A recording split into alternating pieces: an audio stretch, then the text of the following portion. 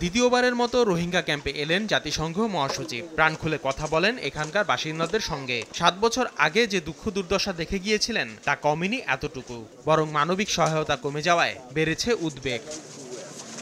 শুক্রবার ঘড়ির কাঁটায় দুপুর প্রায় 2:15 উখিয়ার 18 নম্বর ক্যাম্পে যান আন্তোনিও গুতেরেস।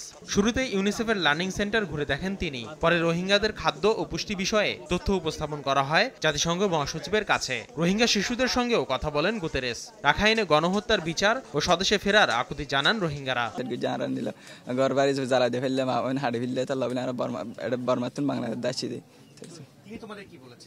বলছে যে তাই আরা হই দে মানে আরার জন্য নাকি রোহিঙ্গার বিচার আছে, বিচার চায় না তো ইতারা হয় দে। আইওএম এর রোহিঙ্গা কালচারাল মেমোরিয়াল সেন্টার পরিদর্শন শেষে 10 সদস্যের রোহিঙ্গা প্রতিনিধি দলের সঙ্গেও সাক্ষাৎ করেছেন Antonio Guterres.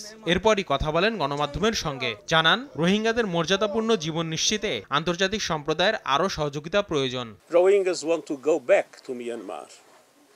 It's essential that the international community does everything to make sure that peace is reestablished in Myanmar and that the rights of the Rohingyas are respected, that discrimination and persecution like the one that we witnessed in the past will end.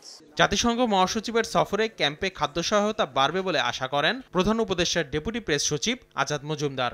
প্রতি মাসে $15 million খরচ হয় রোহিঙ্গাদের খাদ্য সহায়তার পেছনে, এবং এই সাহায্যটা যাতে অব্যাহত থাকে। যারা দাতা সংস্থা আছে বা বিভিন্ন দেশ যারা রোহিঙ্গাদের জন্য অর্থ সাহায্য দেয় তারা যেন এটা অব্যাহত রাখে, সেই জন্য বৈশ্বিক জনমতটাকে এই রোহিঙ্গা ক্রাইসিসের দিকে দৃষ্টিবদ্ধ রাখা, এই চেষ্টাটাই করা হচ্ছে সর্বাত্মকভাবে।